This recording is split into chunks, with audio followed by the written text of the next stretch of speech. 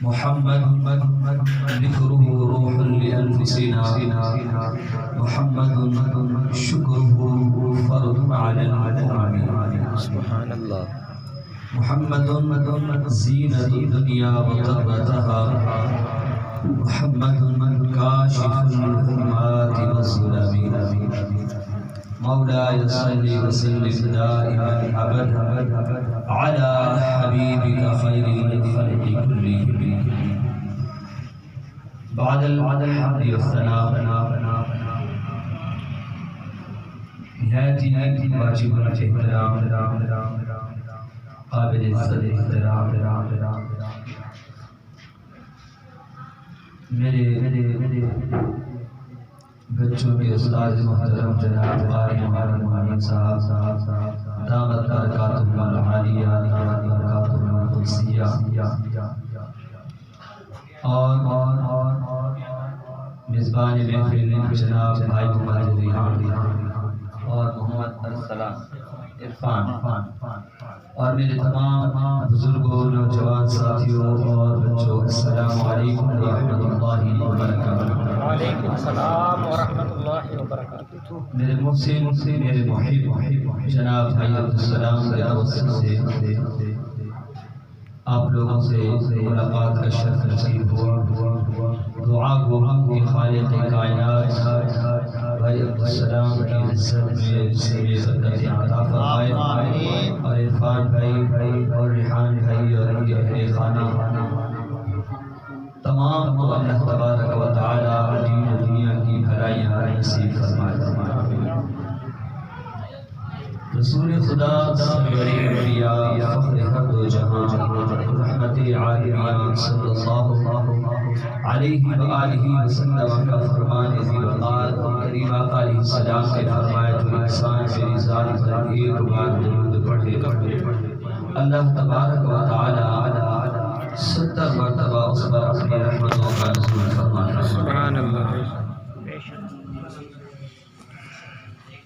تو اب کوئی بھی صاحب عشق، صاحب ایمان اپنی زبان کو خاموش نہ رکھے، بلکہ محبت کے ساتھ میرے کریم آقا علیہ الصلوۃ والتسلیم کی ذات پر درود پاک کا تحفہ پیش کر دیجیے۔ الصلاۃ والسلام علیک یا رسول اللہ، الصلاۃ والسلام علیک یا رسول اللہ، الصلاۃ والسلام علیک یا حبیب اللہ، الصلاۃ والسلام علیک یا حبیب اللہ، الصلاۃ والسلام علیک یا نبی اللہ، الصلاۃ والسلام علیک یا نبی اللہ، وعلی آلک واصحابک یا نور اللہ۔ سبحان اللہ، سبحان اللہ، صحابک یا نور اللہ۔ اللہ تبارک و تعالی منتظمین کے انتظام کو اور شرکاء کی شرکت کو اپنی بارگاہ میں قبول فرمائے۔ اللہم آمین۔ قرآن مجید فرقان حمید پارہ نمبر 11 سورہ یونس رکوع نمبر پارہ نمبر 11 کا رکوع نمبر 12 اللہ تبارک و تعالی نے محبت کے ساتھ پیار کے ساتھ اپنے مقرب اور برگزیدہ بندوں کا تذکرہ فرماتے ہوئے ارشاد فرمایا، بسم اللہ الرحمن الرحیم۔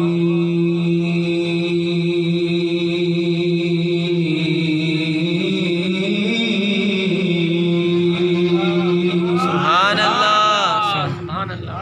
ألا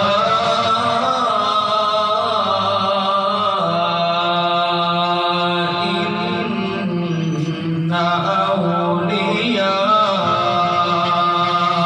الله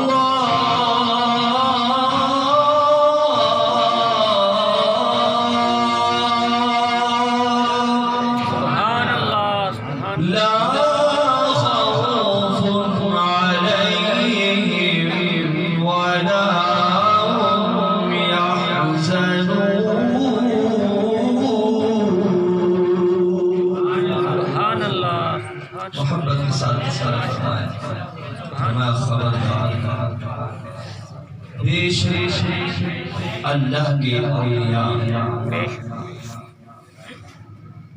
وہ ایسے ہیں کہ انہیں نہ تو کوئی خوف ہے نہ کبھی ہوگا. حال کی بھی بات کر مستقبل کی بھی بات کر. پریزنٹ میں ہمیں کوئی خوف نہیں اور فیوچر میں کوئی غم نہیں. الذین آمنوا فکانوا یتقون. اصل میں مسئلہ یہ ہے کہ باہر حضرات جو بات کر رہے ہیں وہ اسپیکر کے ساتھ کھڑے ہوئے ہیں تو اس لیے انہیں اپنی آوازیں سنائی نہیں دے رہی لیکن ہم ڈسٹرب ہو رہے ہیں. براہ کرم آوازیں بند کر دیجیے.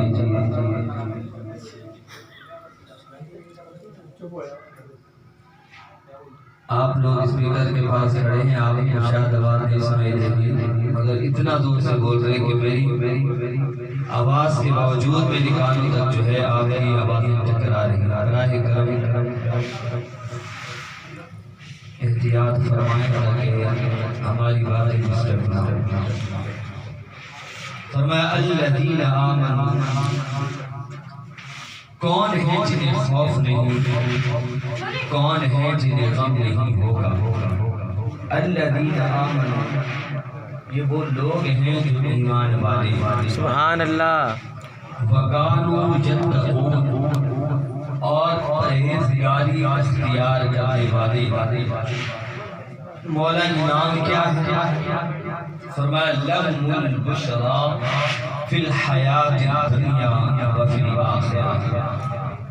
ان کے لیے خوشخبری ہے دنیا میں بھی اور آخرت میں بھی. لا تبدیل لکلمات اللہ اور اللہ کے کلمات اللہ کا فرمان نہ کبھی بدلا ہے نہ کبھی بدلے گا. ذالک هو الفوز العظیم. اور یہ دنیاوی اور اخروی بشارت جو ہے یہی عظیم لوگوں کی بڑی کامیابی ہے. یہ آیت کا مفہومی ترجمہ آپ کے سامنے بیان کیا ہے. چلتے ہیں اس کے مفہوم و تفسیر کی طرف کہ رب کائنات نے ارشاد فرمایا الا خبردار. کیا فرمایا؟ خبردار. خبردار یہ وہ لفظ ہے جو انسان کی توجہ جو بڑھ رہی ہے دائیں بائیں جب انسان کی توجہ جا رہی ہے تو ایک بہترین ٹیچر ایک بہترین فادر ایک بہترین معلم ایک بہترین انسان جو کسی جماعت کا امیر ہو جو کسی لشکر کا امیر ہو جو کسی کلاس کو ہینڈل کر رہا ہو کسی جماعت کو چلا رہا ہو اور اس جماعت کے شرکاء جب ان کی توجہ ادھر ادھر بڑھ رہی ہو تو انہیں اپنے انداز سے خبردار کریں. آگے دیکھیں. بعض استاد کے سامنے کوئی ٹیبل موجود ہوتی ہے تو چونکہ ہر طرف بچوں کے پڑھنے کا شور ہو آوازیں تو اب یہاں قاری صاحب ان کو چپ کروانا چاہیں گے تو ظاہر سی بات ہے انہیں بھی اچھے طریقے سے چیخ کر بات کروا اور بعض اوقات یہ امپاسبل ہو جاتا ہے کہ اپنی آواز تمام لوگوں تک پہنچائیں تو خبردار کرنے کا متوجہ کرنے کا انداز ہوتا ہے کہ آگے سامنے سے ٹیبل بجا دیا جائے. یہ بظاہر صرف ہاتھ اس بینچ پر اس ٹیبل پر مار دیا گیا حقیقتاً یہ لفظ تھا خبردار. اپنی آوازیں یا اپنی توجہ ادھر ادھر نہ کرو سب میری طرف متوجہ ہو جاؤ. اور یہ آواز بعض اوقات آپ ابھی جیسے دائیں بائیں دیکھ رہے تھے جن کو پتہ نہیں ہوگا کہ میں کیا بات بتا رہا تھا وہ یہ آواز سن کے ایک دم دیکھیں خیر کیا ہو گیا ہمارے ساتھ یہ کیا یہ آواز خبردار کرتی ہے. اللہ رب العزت نے اسی خبردار کا انداز بناتے ہوئے جب نماز کی باری آئی تو رب کائنات الصلاۃ، نماز قائم، زکات کی باری آئی، فرمایا آتوا الزکات، زکات ادا کرو۔ مال خرچ کرنے کی باری آئی تو فرمایا اللہ رب العزت کی راہ میں خرچ کرو۔ سوال کیا گیا یسألونک ماذا ينفقون قل ما انفقتم من خیر فللوالدین والاقربین۔ لیکن جب باری آئی اللہ رب العزت کے برگزیدہ اور مقرب بندوں کی شان بیان تو ڈائریکٹ نہیں فرمایا ان اولیاء اللہ، نہیں بلکہ پہلے تمام لوگوں کو خبردار کیا کہ توجہ ادھر رکھو، جو بات بتائی جانے والی ہے وہ بہت ہی ضروری اور اہم بات ہے۔ مولا وہ کیا اہم بات ہے؟ فرمایا اب جو میں ذکر سنانے والا ہوں وہ عام ذکر نہیں بلکہ میرے برگزیدہ بندوں کا ذکر ہے۔ فرمایا الا خبردار، اب جو ذکر ہونے والا ہے وہ کوئی عام ذکر نہیں بلکہ میرے برگزیدہ اور محبوب و مقرب بندوں کا ذکر ہے۔ اور اس ذکر کو سننے کا انداز یہ ہے کہ جب اس ذکر کو سنو تو پھر دائیں بائیں توجہ نہ رکھو، اس ذکر کی طرف ہی اپنی توجہ رکھو، متوجہ ادھر ہی ہونا، اٹینشن ہوگا اس ذکر عظیم کو سماعت، کیونکہ یہ وہ لوگ ہیں ان اولیاء اللہ، لفظ اولیاء ولی سے نکلا ہے، ولی سے مشتق ہے، اور ولی ولا سے نکلا ہے۔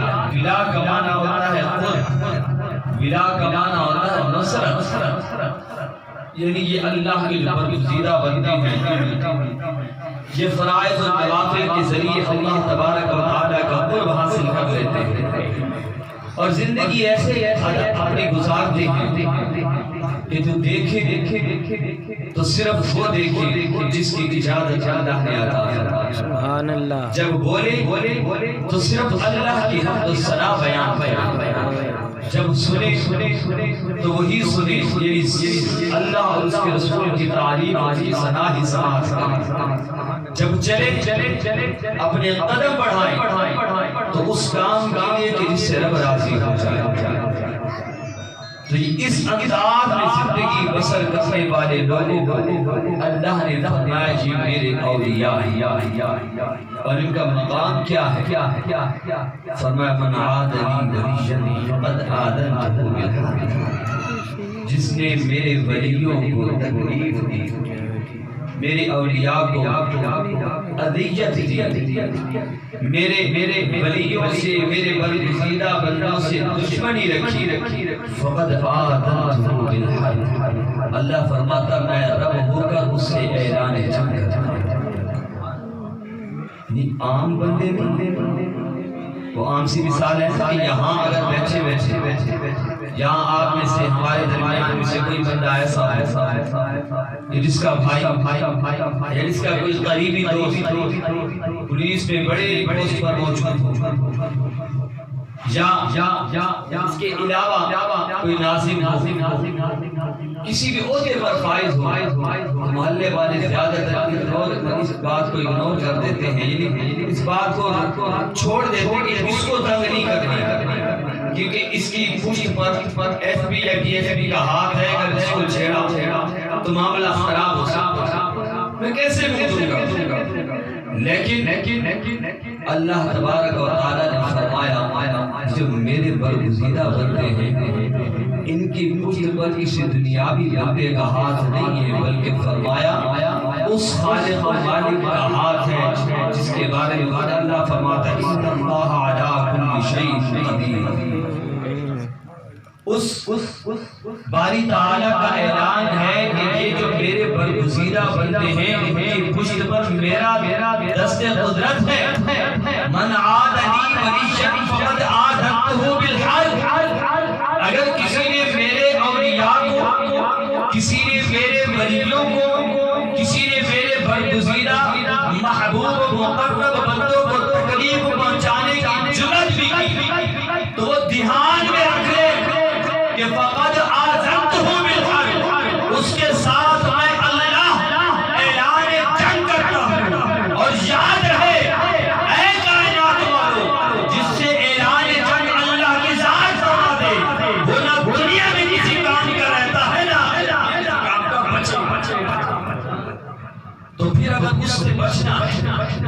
اس تکلیف سے بچنا ہے، اس پریشانی سے بچنا ہے، تو فرمایا ولیوں سے محبت کرو، انہیں اپنا محبوب بنا، ان سے دوستی کرو۔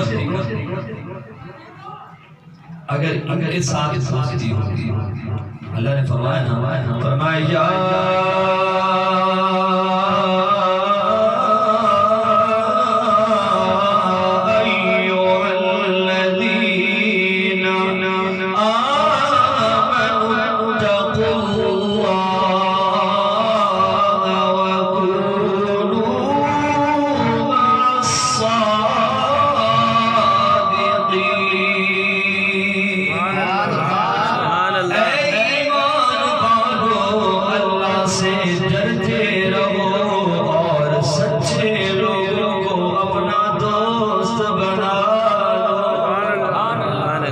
سچے لوگ ہیں جو تمہاری دنیا بھی سنوار دیں گے، تمہاری قبر کو بھی سنواریں گے، تمہارا حشر بھی اچھا بنا دیں گے، کیونکہ ان کے ساتھ دوستی رکھنے والا وہ اتنا عظیم انسان ہوگا کہ جو ان کے لڑ لگ جاتا ہے، یہ اپنے جانے والوں کو نہ دنیا میں بے یار و مددگار چھوڑتے ہیں، کل آخرت میں بے یار و مددگار چھوڑیں گے۔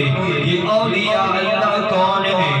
میرے کریم آقا علیہ السلام تشریف فرما ہے، صحابہ کرام میرے محبوب کی بارگاہ میں موجود ہیں، وہ کتنا حسین منظر ہوگا کہ کریم آقا تشریف فرما ہو، چودھویں کے چاند کی طرح میرے حبیب چمک دمک رہے ہوں، اور ستاروں کی مانند صحابہ کرام بھی چمک دمک رہے ہوں، اور میرے کریم آقا کی بارگاہ میں سوال کیا گیا، سئل رسول اللہ صلی اللہ علیہ وآلہ وسلم عن اولیاء اللہ،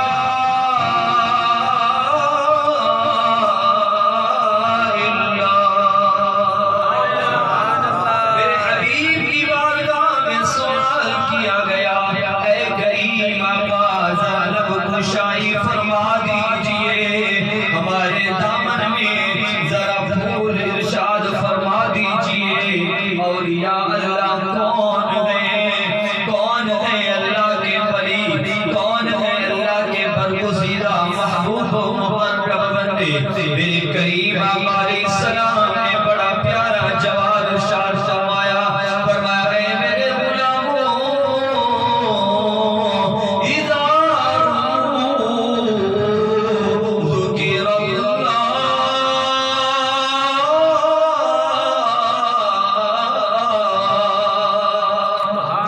میرے غلاموں، اولیاء اللہ تو وہ ہیں جن کا چہرہ دیکھو رب یاد،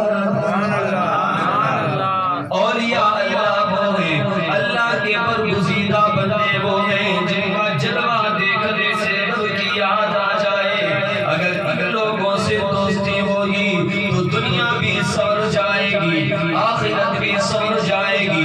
میرے کریم آقا تشریف فرما ہے، حضرت سیدنا عبداللہ ابن عباس رضی اللہ تعالی عنہما آپ ارشاد فرماتے ہیں، حضور علیہ السلام کی بارگاہ میں سوال کیا گیا، اے کریم آقا ارشاد فرما دیجئے، کیونکہ صحابہ کا انداز یہی تھا، چاہے دنیاوی معاملہ ہوتا، چاہے اخروی معاملہ ہوتا، چاہے دینی بات ہوتی، چاہے گھر کے معاملات کی بات ہوتی، جب کسی کشمکش میں پھنس جاتے تھے دربار مصطفیٰ میں آ جاتے تھے، حضور کی بارگاہ میں آتے تھے، کیونکہ جانتے تھے ہر چیز کا جواب یہیں سے ملنا ہے، کیونکہ جانتے تھے کہ دنیا کی باتوں کا علم بھی اللہ نے نبی کو عطا فرمایا، آخرت کی باتوں کا علم بھی اللہ نے نبی کو عطا فرمایا،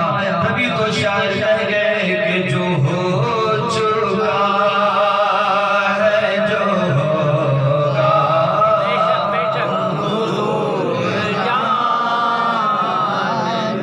نبی ہمارے ہیں، نبی تمہارے ہیں، باہر والوں کی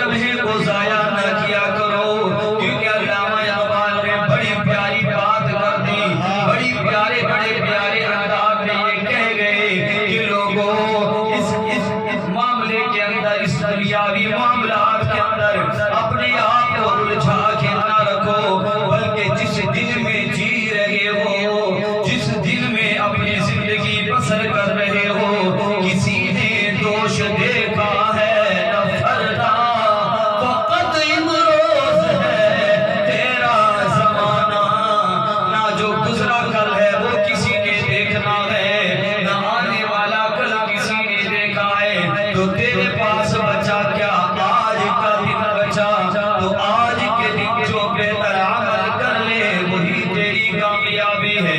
تو میرے عزیزوں کوئی زبان خاموش نہ رہے، مل کے پڑھیں جو ہو چکا ہے، جو ہوگا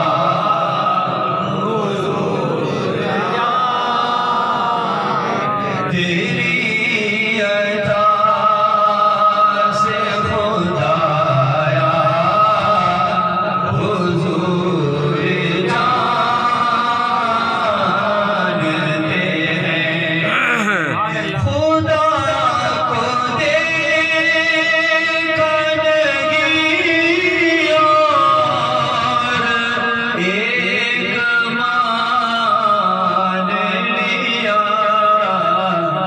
یہ جانتے تھے صحابہ حضور حضرت سیدنا عبداللہ ابن عباس فرماتے ہیں حضور کی بارگاہ میں سوال کرنے والے نے سوال کیا، اے کریم آقا ارشاد فرما دیجئے، اے جلسا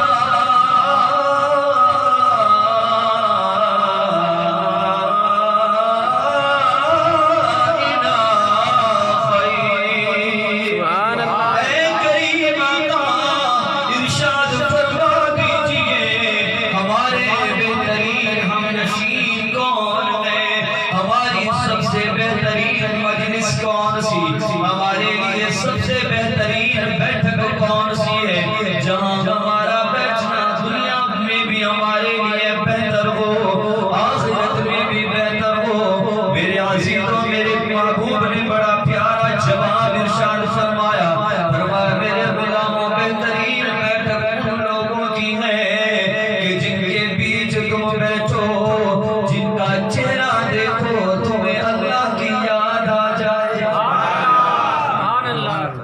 محفلیں ہر کسی کی ہوتی ہیں، ہماری محفلیں بھی ہیں، ہم کسی محفل میں بیٹھ جائیں، ہوٹل پہ دوستوں کے ساتھ بیٹھ جائیں، اپنے آپ کو جھوٹ سے نہ بچا پائیں، چوری سے نہ بچا پائیں، غیبت سے نہ بچا پائیں، حرام کاموں سے نہ بچا پائیں، لیکن میرے حبیب نے ایک مجلس کا ذکر فرمایا، ایک بیٹھک کا ذکر فرمایا، فرمایا ایسے لوگوں کے ساتھ بیٹھو جن کا جلوہ دیکھو، جن کا دیدار تمہیں اللہ کی یاد دلا دے، وَزَادَ فِي عِلْمِكُمْ مَنْطِقُوا،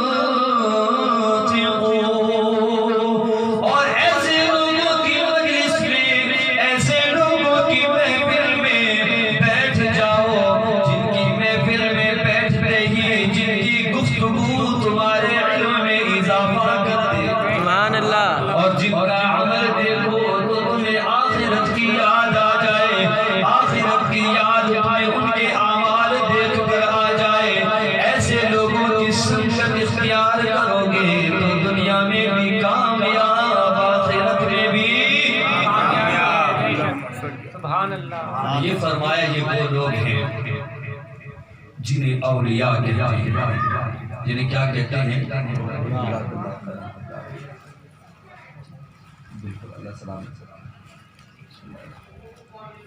نعرہ تکبیر، نعرہ رسالت، نعرہ رسالت۔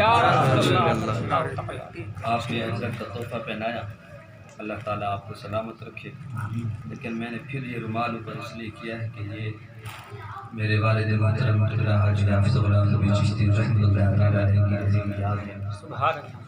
اور جب سے میں نے یہ استعمال کرنا شروع کیا ہے تو میں یہی سامنے رکھتا ہوں. آپ یہ نہ سوچیے گا کہ میں نے اتنی محبت سے پہنایا ہے اور اس کے نیچے کر دیا ہے. میرے والد محترم اپنی پوری زندگی جو ہے یہ رومال محبت سے استعمال فرماتے اور ہماری والدہ اللہ تعالیٰ امی جان کو دراز عمر کی حیات عطا فرمائے. ہم سب بھائیوں کو والد صاحب کے استعمال شدہ یہ رومال عطا فرمائے ہیں. اور میری پھر یہی کوشش ہوتی ہے کسی بھی محفل میں جاؤں کیسی بھی ڈریسنگ میں چلا جاؤں مگر یہ رومال میرے پاس ہوتا ہے. یہ میرے والد کی یاد ہے. اسی بہانے ہم محفل میں ان کا ذکر بھی کر لیتے ہیں. میں عرض کر رہا تھا کہ اولیاء اللہ یہ عظیم ہستیاں ہیں جن کا ذکر جن کا دیدار جن کی گفتگو ہمارے لیے باعث رحمت ہے باعث نجات. میرے آقا علیہ السلام نے کتنی پیاری بات ارشاد فرمائی. میرے حبیب علیہ السلام نے فرمایا بات سمجھ لگ رہی ہے نا بات میں تھوڑا سا چینج انداز میں بات کر رہا ہوں سمجھ تو آ رہی نا آپ کو. حبیب علیہ السلام نے فرمایا کل قیامت کا دن ہوگا اور قیامت کے دن کے بارے میں سب جانتے ہیں مشکل ترین دن. حضرت عائشہ رضی اللہ تعالی عنہ فرماتی ہیں میرے کریم آقا علیہ السلام نے جب ذکر فرمایا کہ قیامت کا دن 50,000 سال کے برابر کا ایک دن ہوگا. عائشہ فرماتی ہیں میں نے عرض کی یا رسول اللہ صلی اللہ علیہ وسلم اگر 50,000 سال کے برابر کا ایک دن ہوگا تو ہمارے لیے کتنے کٹھن معاملات ہوں گے کتنا مشکل وقت ہوگا. میرے کریم آقا نے فرمایا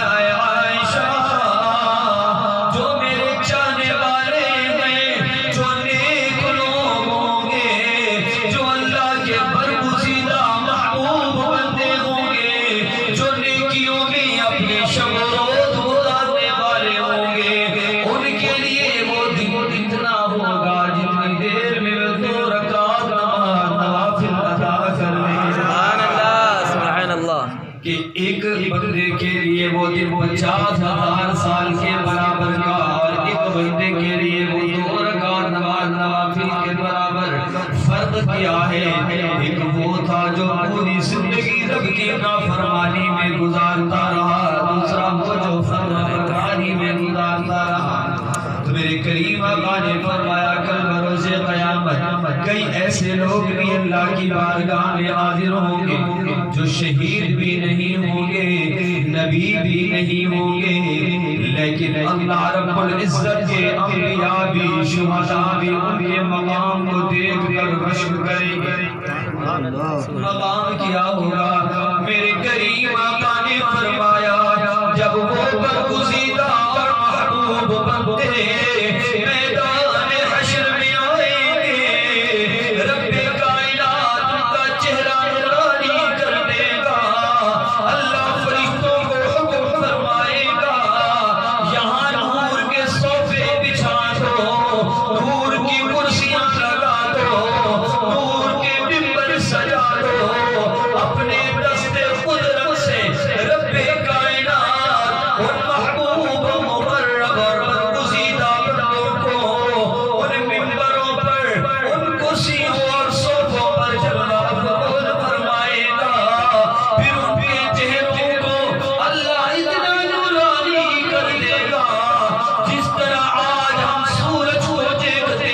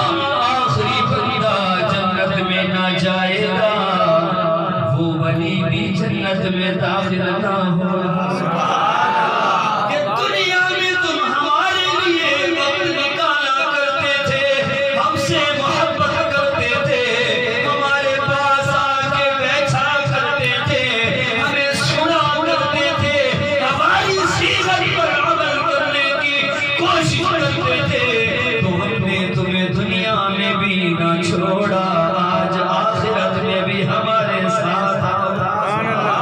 کیونکہ میرے قریب آقا علیہ السلام نے فرمایا کہ جب صحابی نے پوچھا یا رسول اللہ صلی اللہ تعالیٰ علیہ وسلم ارشاد فرما دیجئے متى الساعة، قیامت کب آئے گی؟ میرے قریب آقا علیہ السلام نے فرمایا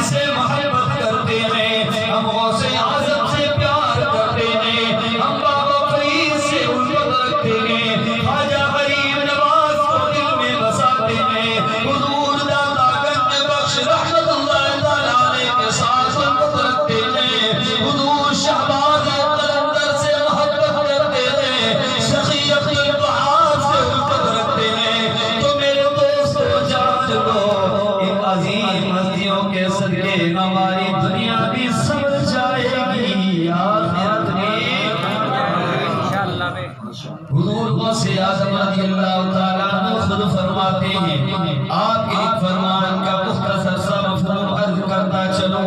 آپ فرماتے ہیں جب انسان کامیابی کی منزل طے کرنے لگتا ہے تو پھر اس پر عمل بالمعروف و نہی عن المنکر کی ذمہ داری آ جاتی ہے، ان نیکیوں کا حکم دینا، برائیوں سے منع کرنا، اور یہ اس وقت ممکن ہوتا ہے جب اس کا کردار اعلیٰ ہو، اس کا اخلاق اعلیٰ ہو، اس کی عادات اعلیٰ ہوں، اس کے اطوار اعلیٰ ہوں۔ اور کسی کا کردار اخلاق اس وقت اعلیٰ ہوتا ہے جب اس کے دل میں خلفائے راشدین یعنی ابو بکر صدیق، عمر فاروق، عثمان غنی، علی شیر جری سے محبت ہو، اور ان کی محبت اس وقت ممکن ہے جب اس کے دل میں اولیاء اللہ کی محبت ہو۔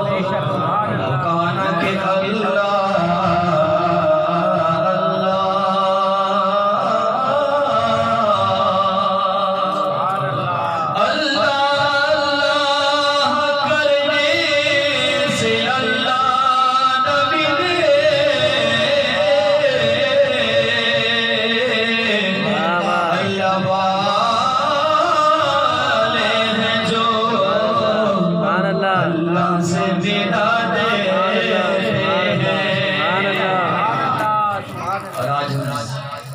ہستی کا ذکر کر رہے ہیں، ان کا نام اسم گرامی بھی اسی سے پوشیدہ ہے۔ حضور سیدی غوث اعظم رضی اللہ تعالیٰ عنہ، آپ کی شان بس دو باتیں بیان کروں گا۔ 10:15 میری گھڑی کے مطابق مجھے وقت ملا تھا، اور 10:55 یعنی مجھے 40 منٹ قریب ہو گئے، تو بس تقریباً 5-7 منٹ یا 8 منٹ انشاءاللہ میں اپنی جگہ لے لوں گا۔ جس ذوق سے بیٹھے ہیں ایسے ہی سنتے رہیں، انشاءاللہ ضرورت ملے گا۔ حضور سیدی غوث اعظم رضی اللہ تعالیٰ عنہ کی جب ولادت ہوتی ہے تو آپ کے بابا جان فرماتے ہیں مجھے بشارت، مجھے خوشخبری اور وہ کس انداز میں کس انداز میں فرماتے ہیں میں سویا قسمت جاگی یہ قسمت کا بھی عجیب انداز ہے یہ آنکھیں بند ہوتی ہیں تو یہ آنکھیں کھل جاتی ہیں اور قربان جائیں کہ قسمت و قسمت پر دل کی آنکھیں کھل جائیں شاعر نے کہا نا کہ جس خواب میں ہو جائے دیدار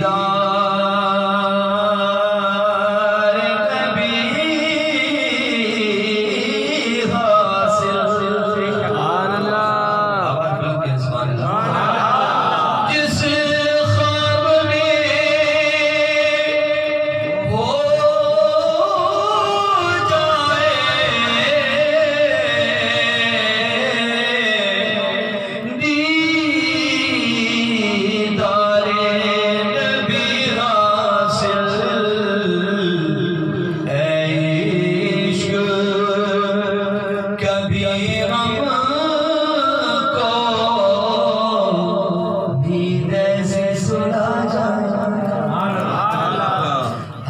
سیدنا ابو صالح مساجد کے دوست جو میرے شیخ سیدی غوث اعظم رضی اللہ تعالیٰ عنہ کے بابا جان ہیں آپ فرماتے ہیں جب میرے لب جگر نور نظر عبد القادر کی ولادت ہونے والی ہے ولادت سے پہلے مجھ پہ کرم ہو گیا کرم والا کرم ہوا میں رات کو سویا میری قسمت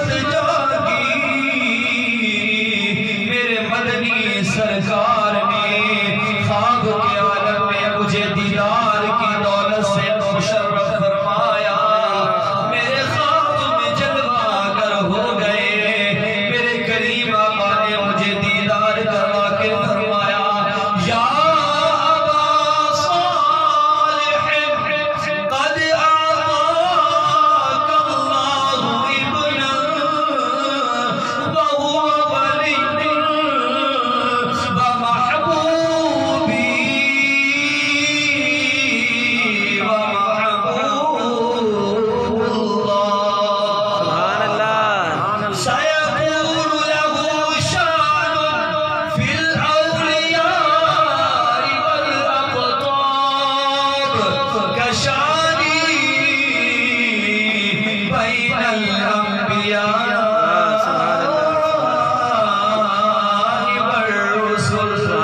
فرمایا اے ابو صالح اللہ نے تجھے جو بیچا عطا فرمایا اللہ تجھے بیچا عطا فرمائے گا اور وہ تیرا بیٹا کوئی عام نہیں وہ تو خاصوں کا بھی خاص ہوگا وہ ولی وہ ولی ہوگا اور ایسا ولی محبوبی و محبوب اللہ اے ابو صالح تیرے بیٹے سے میں محمد بھی پیار کروں گا میرا رب بھی محبت فرمائے گا اور صرف اتنا نہیں سیکون لہ شان فی الاولیاء والاقطاب تیرے بیٹے کا مقام و مرتبہ تمام انبیاء میں تمام اقطاب میں اتنا بلند و بالا ہوگا جتنا مقام تمام انبیاء اور رسل میں مجھ محمد کا مقام ہے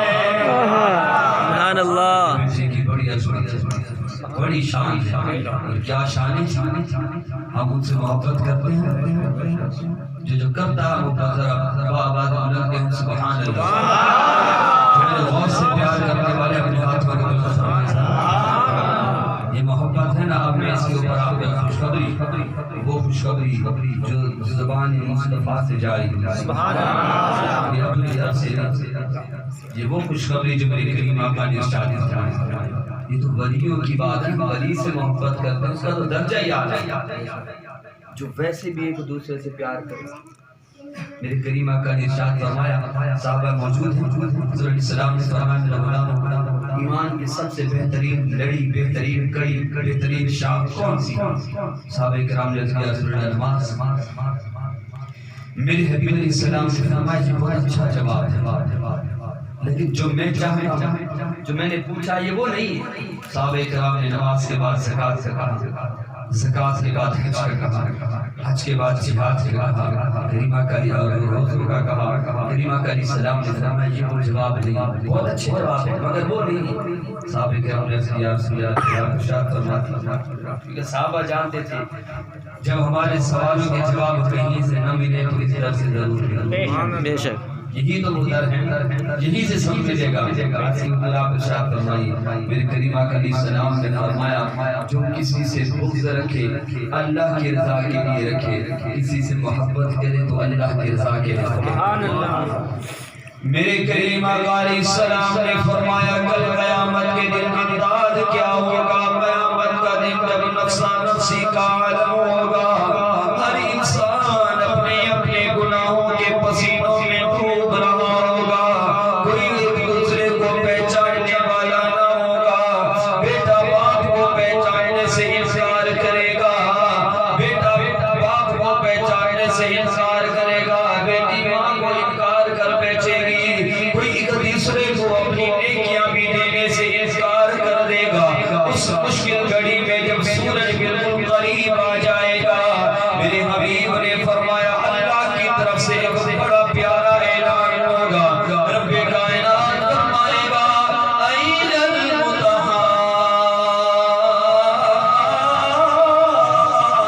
المتحابون بجلالی، کہاں گئے وہ لوگ جو میرے جلال کی وجہ سے، میرے عزت کی وجہ سے، میری رضا کی وجہ سے ایک دوسرے سے پیار کرتے تھے؟ مولا کیا انعام ملنے والا ہے؟ میرے کریمہ علیہ السلام نے فرمایا رب کائنات کیا انعام دے گا؟ اللہ فرمائے گا الیوم اظلهم فی ظلی یوم لا ظل الا ظلی۔ آج کے مشکل ترین دن میں جب کوئی سایہ نہیں ہوگا، کوئی چھاؤں نہیں ہوگی، لوگ چھاؤں کو تلاش کرتے ہوں گے، جب کسی کو سایہ نہیں ملے گا تو فرمایا جو مومن دوسرے مومن سے محبت کرنے والا ہو، اللہ کی رضا کے لیے پیار کرنے والا ہو، اللہ فرمائے گا اسے میں اپنے عرش کے سائے میں جگہ گا۔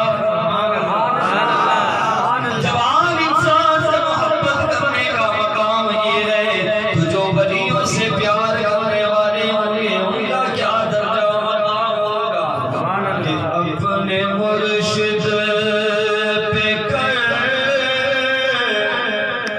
پہلے ہستی بنا، عشق میں بھی کرامات ہو جائے گی، کملی والے اگر تم سے خوش ہو گئے تو خدا سے ملاقات ہو جائے گی۔ میں نے کہا دو باتیں آپ تشریف فرما ہے، ممبر پر جگہ بیان فرما ہے۔ میرے واضح میں میری تقریر یا بڑے سے بڑے عالم کے خلاف ہم تقریر سن رہے ہوں اور کسی کا میسیج آ جائے بڑی محبت سے سننی، کہیں نہیں دیکھتے اور میسیج آ جائے کال آ جائے فوراً توجہ بھٹکتی، پھر نہیں دیکھتے سامنے بیان کرنے والا کون، وہ یہاں شہر سے آئے ہیں یا آؤٹ آف سٹی یا آؤٹ آف کنٹری، کہاں سے آئے ہیں پھر ہم بھول جاتے ہیں کیونکہ میرے موبائل میں رنگ مجھے یہ دیکھنا ہے کہ کس کا پیغام ہے، توجہ بھٹک جاتی ہے۔ لیکن جب دربار غوث تو پھر سننے والے بھی کوئی عام نہیں ہوتے، اور جب سنتے تھے کیفیت کیا جاری ہوتی۔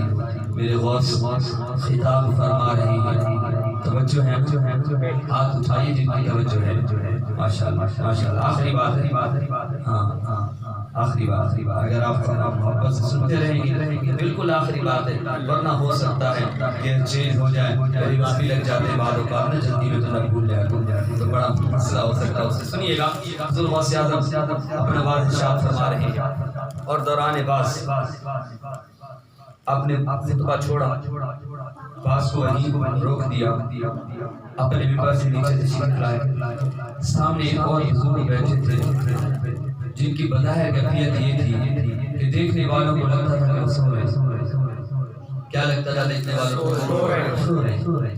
دیکھنے والے سمجھے سو رہے ہیں، اور یہ عجیب انداز جو سن رہے ہیں ان کی طرف آنے کی بجائے حضور غوث اعظم اس کے سامنے کھڑے ہو گئے جو سو رہا، اور انداز کیا تھا؟ ہاتھ باندھے کھڑے۔ حضور غوث اعظم رضی اللہ تعالیٰ عنہ جن کی محفل میں کم و بیش 70,000 کا مجمع ہوتا اور سارے منتظر ہوتے کہ غوث کی نظر عنایت ہم پر ہو جائے، اور اسی اسلام میں حضور غوث اعظم خطبہ چھوڑ کر ایک ایسے بزرگ کے سامنے ہاتھ باندھ کے کھڑے ہو گئے جو بظاہر ایسے لگتا تھا کہ سو رہے ہو۔ انداز کیا تھا؟ میرے حضور غوث اعظم نے اپنا خطبہ چھوڑا، خطبہ چھوڑ کے ایک بزرگ جس کا نام علی بن ہیتی ہے ان کے سامنے آ کے کھڑے ہو گئے، ہاتھ باندھ کے کھڑے ہیں۔ دیکھنے والے حیران میں، ہماری ساری توجہ حضور غوث اعظم کی طرف، ہماری سماعتوں کی توجہ ادھر، ہماری سماعتیں بھی ادھر متوجہ ہیں، ہماری نظریں بھی ادھر ہی ہیں، ہمارے چہرے بھی ادھر ہیں، مگر حضور غوث اعظم ایسے انسان کے سامنے کھڑے ہو گئے جو ظاہر نیند کی کیفیت میں تھے۔ خیر مجال کسی کی نہیں کہ کوئی پوچھ لیتا، لیکن چند لمحات ایسے گزرے، میرے غوث علی بن مہدی کے سامنے ہاتھ باندھے کھڑے ہیں، اور تھوڑی دیر کھڑے رہنے کے بعد علی بن مہدی نے اپنی آنکھیں کھولی، حضور غوث اعظم کے چہرے پہ نگاہ ڈالی۔ میرے غوث نے فرمایا کہ کیا تم نے خواب میں میرے نبی کا جلوہ دیکھا ہے؟ علی بن مہدی کہتے نا میں نے دیکھا ہے۔ میرے غوث نے جب یہ فرمایا، ہاں اسی لیے میں ادب کے ساتھ یہاں کھڑا تھا۔ پھر آپ روانہ چلے جاتے ہیں، پھر آپ اس خطبے کو مکمل فرماتے ہیں، محفل اختتام پذیر ہوتی ہے، لوگ علی بن مہدی کے پاس آ کر پوچھتے ہیں کہ غوث اعظم نے جو فرمایا کہ میں اسی وجہ سے کھڑا تھا، اس کا مطلب کیا تھا، کیا معاملہ تھا؟ علی بن مہدی کہتے ہیں جب میرے غوث نے بات فرمانا شروع کیا، میری توجہ ساری کے ساری غوث اعظم کے بات کی طرف، ان کے بیان کی طرف تھی۔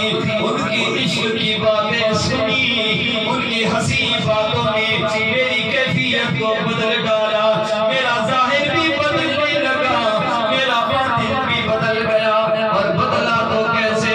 مجھ پہ غنود کی طاری ہونے لگی، ظاہراً میری آنکھیں بند ہونے لگی، جسے کہوں کہ مجھے نیند آنے لگی، لیکن جیسے جیسے غنود کی عالم بڑھتا گیا، میں عالم منام میں جانے لگا، میں نیند کی کیفیت میں پہنچا، میرے قریب میرے خواب میں قدم جا فرماتے ہیں، مجھے دیدار کرانے گئے، پر اے لوگوں جو چیز میں خواب میں دیکھ رہا تھا، میرے غوث جاگتی آنکھوں سے دیکھ رہا تھا۔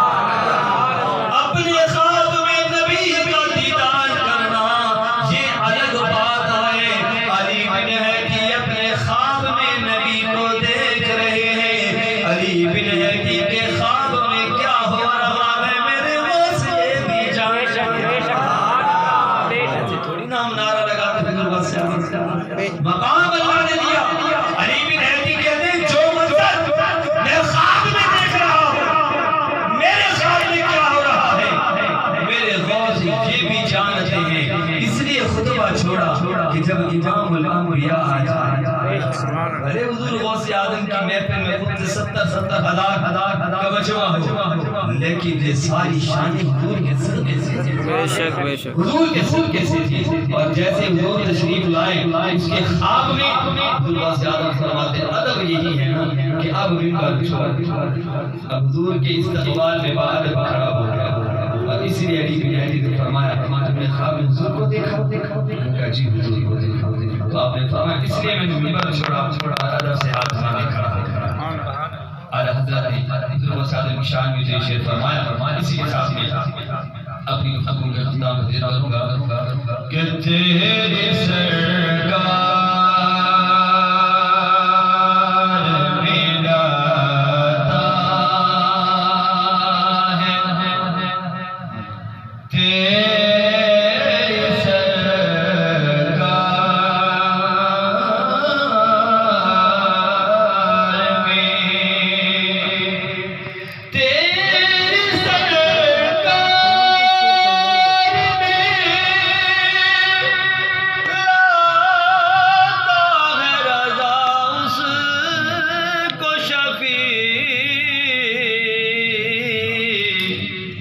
جو میرا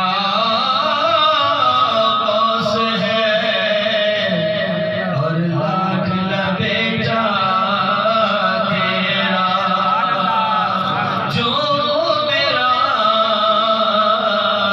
جو میرا غوث ہے اور لاڈلا بیٹا تیرا۔ اللہ تبارک و تعالیٰ کی بارگاہ میں دعا ہے خالق و مالک ورب الجلال لمن الملک اليوم للہ الواحد القہار۔ اللہ پاک ہماری دنیا میں ہمارے لیے آسانی فرمائے اور ہمارا حشر بھی اللہ بہتر فرمائے۔ صدقہ ذکر اولیاء کا خالق و مالک ہماری ساری پریشانی دور فرمائے، ہماری مشکلات کو آسان فرمائے۔ اور باری تعالیٰ اہل خانہ کے حال پر اپنا رحم و کرم اور فضل فرمائے، اور اہل خانہ کی تمام پریشانیوں کو، تکلیفوں کو، بیماریوں کو دور فرمائے۔